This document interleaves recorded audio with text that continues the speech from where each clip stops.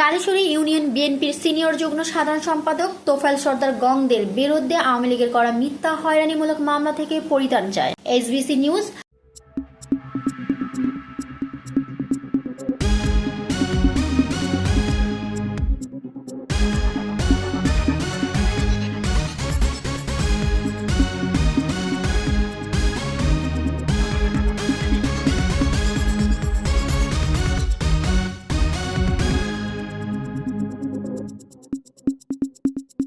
পটুয়াখালী জেলার বাউফল উপজেলার ২ নং কালিশুরী ইউনিয়ন বিএনপির ক্লিন ইমেজের সিনিয়র যুগ্ম সাধারণ সম্পাদক তোফায়েল সরদার গংদের ফ্যাসিস্ট আওয়ামী সরকারের সময় দায়ের করা বেশ কয়েকটি মিথ্যা ভিত্তিহীন হত্যা মামলা সহ হয়রানিমূলক মামলার আসামি করেও আওয়ামী লীগের সদস্য পর্যন্ত বানাতে পারেনি। তোফায়েল সরদার গংদের ইউনিয়নের একাধিক সূত্রে এই প্রতিবেদককে জানায়।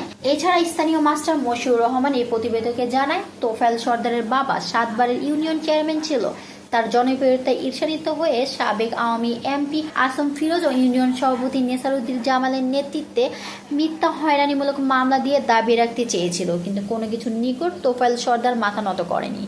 এই প্রতিবেদককে তোফায়েল সরদার জানায়, তাকে আওয়ামী এমপি আসম ফিরোজ বারবার দলে যোগদান করতে বললেও যোগদান না করার ক্ষিপ্ত হয়ে তার বিরুদ্ধে মিথ্যা হয়রানিমূলক মামলাগুলো করে থাকে।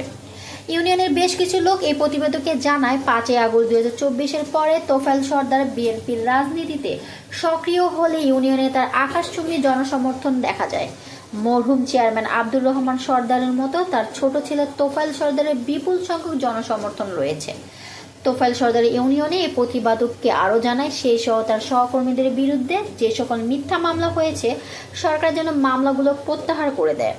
এই বিষয়ে বিএনপির পটুয়াখালী জেলা কমিটি এবং বাউফল উপজেলা বিএনপির নেতৃবৃন্দের সহযোগিতা কামনা করছে। তার সাথে অনেক পরিবারই এখনো মিথ্যার মামলায় হয়রানি হচ্ছে এবং ধ্বংস করে দিয়েছে বেশ কয়েকজন ছেলে ও তাদের পরিবারকে ফ্যাসিস্ট সরকারের নেতাকর্মীরা।